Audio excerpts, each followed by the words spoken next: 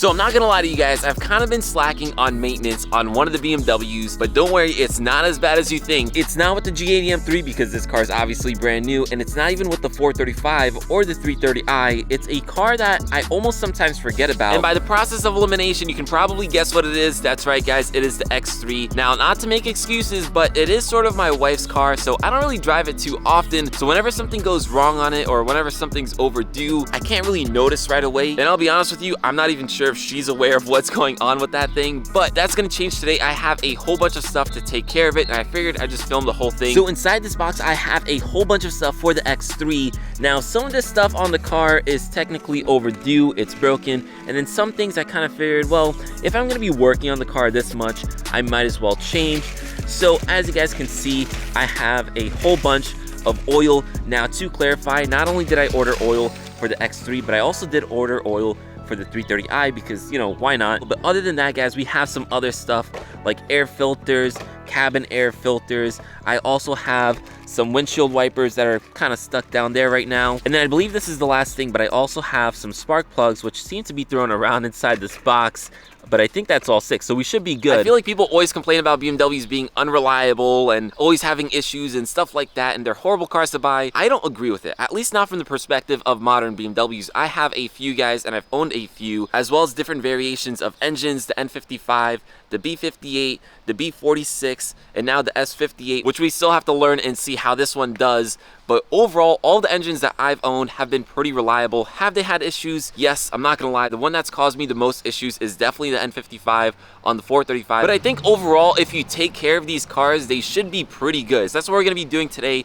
with the X3. If you guys didn't know, it has the B58, so a pretty common engine in a lot of BMWs. So with that said, guys, let me pull out these cars and let's pull in the X3.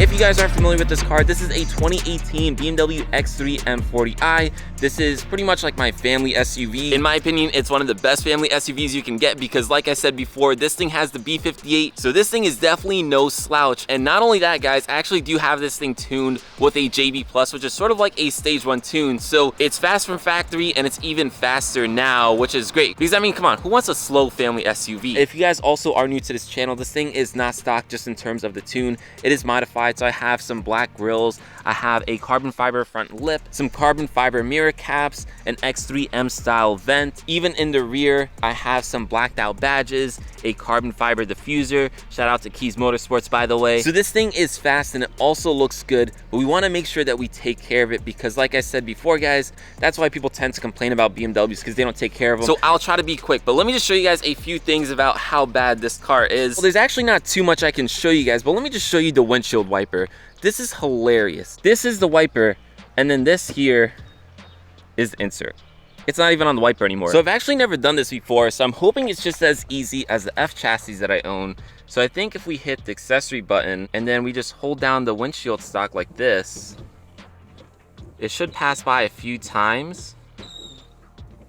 Well, you can hear how bad it is. And yep, it'll stay up just like that. That way we can easily access it and we can change them. So now with the wipers in a spot where we can actually access them, we can just press on this button here, lift away, and then it should come out just like that. So now the next one, same thing, just press it, wiggle it, and it should come off. So now one should be bigger than the other. I believe the bigger one is for the driver's side. So it should go in the same way that we took the other one out.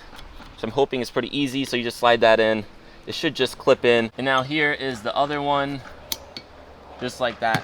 Clips right in. So that's one thing on the list done, but not really, because we still have one more windshield wiper to change. So the one for the rear, this one is tiny. So this one's even easier than the ones in the front. You just lift it up like that. You don't have to do any special tricks. And this one will just snap in, so you have to snap it out. I might need 2 hands to do it, but let's see if I can do it with one. Oh, there it goes. I hit my camera. That's all right. So we're gonna get rid of this one somewhere. And then this one is the new one. This one will just snap in. So you line it up and then you press really hard, and there it goes, snaps right in. And that's it. Anyways, we're gonna put this off to the side and we're gonna move on to the next thing, which I think this is the engine air filter, so maybe we'll just do that one next. So this car is probably the only car in the fleet that currently still has the stock air box. So this is the stock filter right over here. So this should also be hopefully pretty easy. All right, so now let's pop open the hood, just pull this twice. So the one thing I think is gonna make this a little more difficult is, unfortunately, this X3 has these strut braces, which you guys can actually see I have a aftermarket one from Burger Motorsports, but the airbox is right over here. Looks like it's some T20s maybe that's holding it in. All right guys, so these are T25s, I was wrong. So not the easiest way. Some other BMWs, they just have clips holding in the airbox. I don't know why this car has this, but we'll figure it out. I should also clarify, guys, this is the first time I'm doing literally all of this. Not the first time I did an oil change on this car, but the first time I'm changing the windshield wipers or the cabin air filter or the, you know, this air filter. So I don't really know what I'm doing, but it can't be that hard, right? Now let's see if we can lift up this air box enough to at least get the filter, which probably gonna have to remove this. All right, we're probably gonna have to remove that. That's all right. So this is a E14 to remove. Not that bad, but it's just annoying because we're gonna have to retorque this down.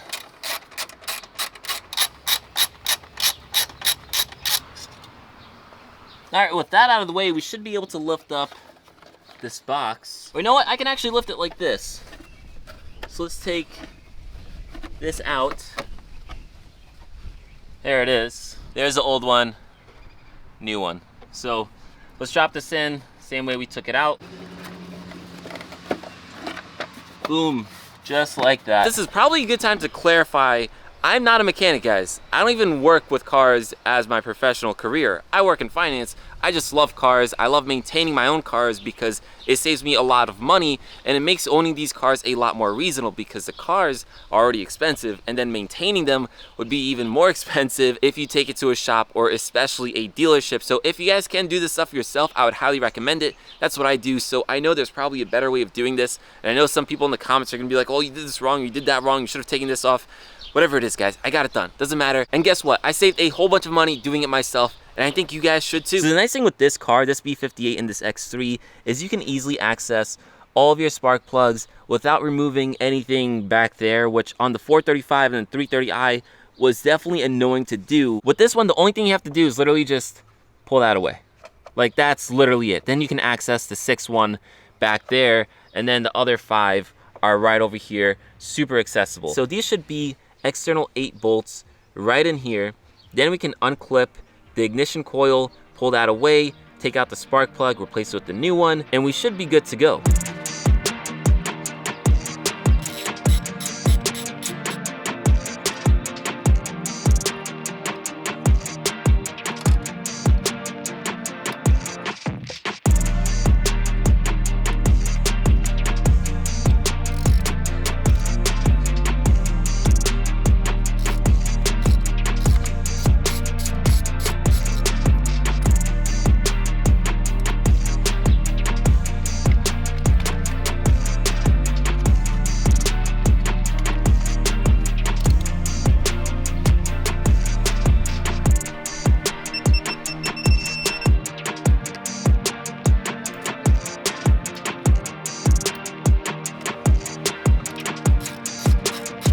Alright guys, so as you saw from those clips, I only filmed the first 2 cylinders and changing the spark plugs, but I did go ahead and change all 6. Didn't film it all because I thought it'd be a little repetitive for you guys to watch each and every single one of them. But I will say, all of them were the same, except for the last one all the way at the end. The only difference is typically I use a 10-inch extension. That one, since the space is so tight over here, I had to use a 5-inch one. So if you guys are gonna do this job yourself, just make sure you have a wide variety of extensions and knuckles and stuff like that. So for me, it's gonna be another day, but for you guys, it's gonna be an instant. But while we're here, if you guys enjoy these types of videos, if you enjoy just working on your car, please drop this video a like. But yeah, anyways, let's cut to the next day. Alright guys, so it's been a few days since I last recorded for this X3. Now we're just gonna pick up where we left off that other day, and that is changing the oil and then also changing the cabin air filter. So let's just get right into it, guys, and let's knock this out. So if you guys have never changed the oil on your car, I actually made a few good videos about it. It's pretty easy overall. It just gets super messy, which is the worst part in my opinion. But in today's video, I just want to quickly knock this out because it is super hot, guys. I don't want to be out here much longer, and I just want this over with.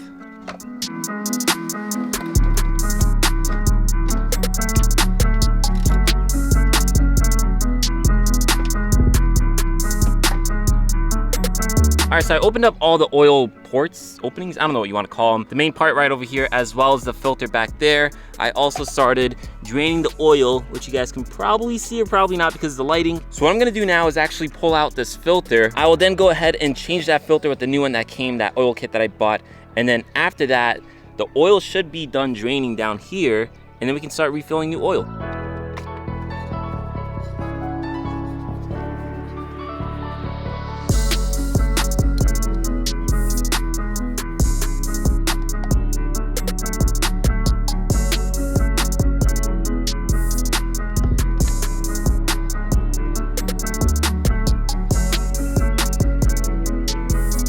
All right guys, so oil change is pretty much done. Topped off the oil. I of course put the drain plug back on, as well as the new crusher washer, which I didn't film because I was too lazy to put the camera down there. But anyways guys, at this point we're pretty much done.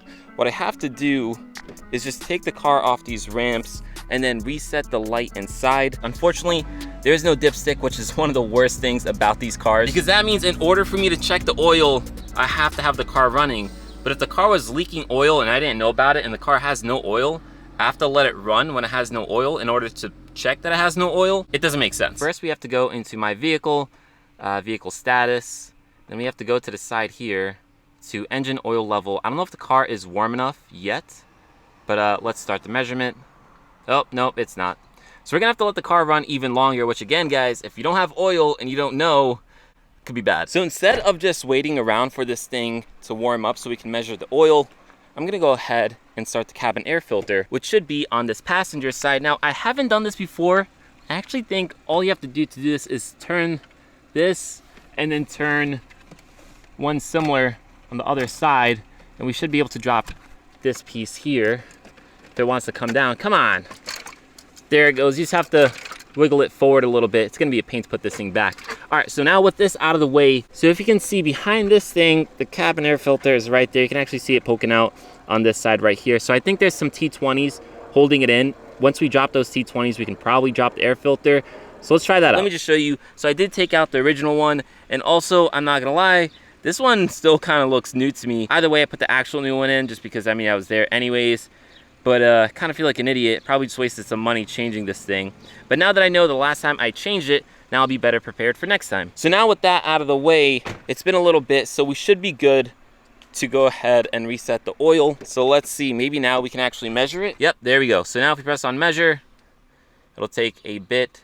It'll give us the oil. And if we're good guys, at that point, I'm gonna reset the service light, which is a pretty easy process. So it just finished measuring the oil, and as you guys can see, we are good. So at this point, we can reset the service light, which I actually have to turn off the car for. So after that, we have to press the start button without our foot on the brake 3 times quickly. So now once you're on the screen, you wanna press and hold this button over here on the left, and then you'll see the options to reset your service lights. So this is gonna apply to brakes as well as, you know, oil. So you can see here, it says that I'm overdue guys, don't worry. Like, I changed the oil several times on this car. I just don't always reset it. So what I wanna do now is just press and hold again to reset the service light. Do I wanna reset it? Yes, I do.